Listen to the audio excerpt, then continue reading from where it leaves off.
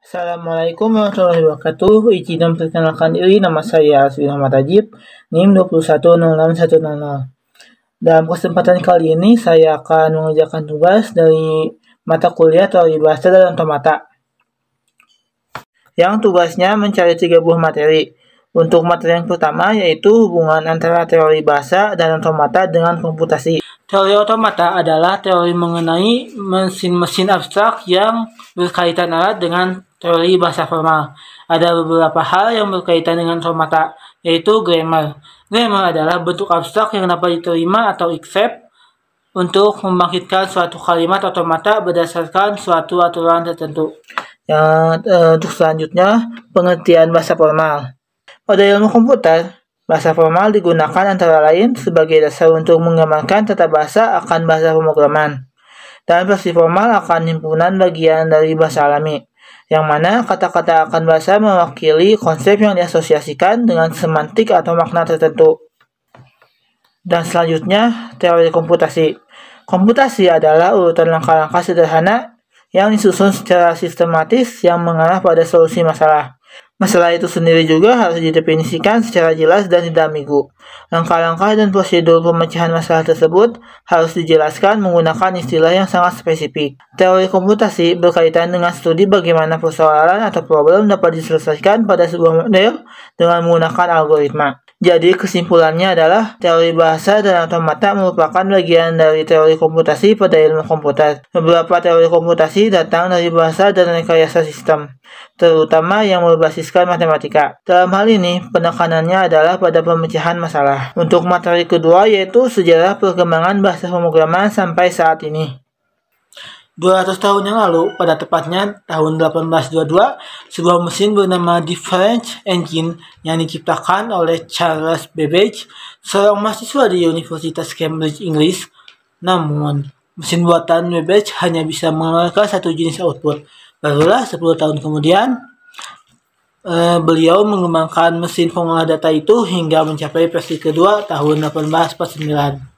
Pengembangan logika ini terus berkembang dari tahun ke tahun, hingga seorang ilmuwan Jerman bernama Konrad Zuse membuat sebuah mesin kalkulator biner dengan nama Z1 pada tahun 1935. Kemudian pada tahun 1939, Zuse dipanggil untuk mengabdi pada militer dengan membuat Z2 dan dilanjutkan dengan Z3 dan Z4. Ketika sedang mengembangkan Z4, Zuse sadar bahwa bahasa pemrograman dengan bahasa mesin terlalu rumit. Bahasa mesin ini tergolong bahasa tingkat rendah, karena hanya mengumpulkan kode 0 dan 1, atau ya dan tidak.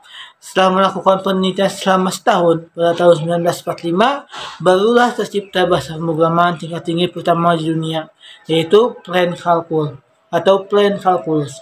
Dengan Plain Calcul, terbukti bisa menciptakan mesin catur komputer pertama di dunia. Kemudian pada tahun 1949, bahasa assembly pertama kali digunakan sebagai jenis bahasa pemrograman komputer yang mampu menyederhanakan bahasa kode mesin, yang diperlukan untuk memberitahu komputer apa yang harus dilakukan. Selanjutnya, pada tahun 1958, ALGOL diciptakan sebagai bahasa algoritmik yang merupakan pendahulu untuk bahasa pemrograman seperti Java dan C. Pada tahun 1959, COBOL diciptakan oleh Dr. Grace Murray Hopper untuk menjadi bahasa yang dapat beroperasi di semua jenis komputer. Pada tahun 1970, Nicolaus Wirth mengembangkan Pascal, menamainya setelah Blaise Pascal. Bahasa ini mudah dipelajari dan merupakan bahasa yang digunakan oleh Apple untuk pengembangan perangkat lunak awal. Pada tahun 1972, Donald D. Chamberlain dan Raymond F. Boyce mengembangkan SQL untuk IBM. Bahasa ini digunakan untuk melihat dan mengubah data yang disimpan dalam database. Pada tahun 1983, Bjarne Stroustrup menciptakan C++, yang merupakan perpanjangan dari bahasa pemrograman C. Ini adalah salah satu bahasa yang paling banyak digunakan di dunia.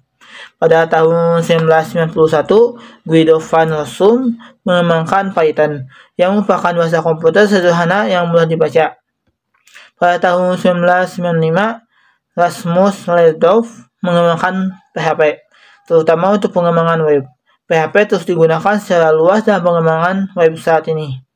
Pada tahun 2000, Microsoft mengembangkan C# mirip dengan Java dalam beberapa hal.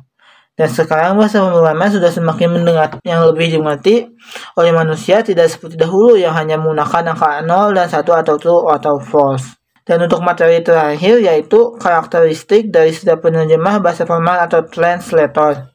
Adapun karakteristik dari setiap penerjemah bahasa formal atau translator yaitu ada 4. Yang pertama yaitu menggunakan bahasa atau penulisan yang jelas, yang kedua terstruktur, yang ketiga logis, dan yang keempat memiliki aturan.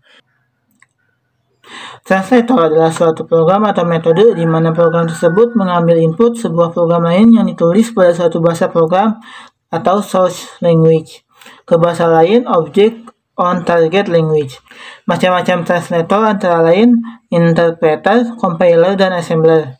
Macam-macam translator antara lain interpreter, compiler, dan assembler. Compiler adalah program sistem yang digunakan sebagai alat bantu dalam pemrograman. Perangkat lunak yang melakukan proses penerjemah kode yang dibuat oleh programmer ke dalam bahasa mesin. Hasil dari terjemahan ini adalah bahasa mesin. Pada beberapa compiler, output yang berupa bahasa mesin dilaksanakan dengan proses assembler yang berbeda. Contoh bahasa pemrograman yang menggunakan compiler adalah Pascal, C, Basic, dan lain-lain. Interpreter adalah perangkat lunak yang mampu mengeksekusi kode program yang ditulis programmer, lalu menerjemahkannya ke dalam bahasa mesin, sehingga mesin melakukan instruksi yang diminta oleh programmer tersebut. Perintah atau kode yang dibuat programmer tersebut dieksekusi baris demi baris, sambil mengikuti logika yang terdapat pada kode tersebut. Interpreter tidak memberikan objek kode. Hasil transaksi hanya dalam bentuk internal. Contoh bahasa pemrograman yang menggunakan interpreter adalah PHP, JavaScript, ASP, Perl, dan lain-lain. Biasanya di dalam bahasa pemrograman berbasis web. Bahasa assembly adalah sebuah program yang terdiri dari instruksi-instruksi yang menggantikan kode-kode biner dari bahasa mesin dengan mnemonik yang mudah diingat.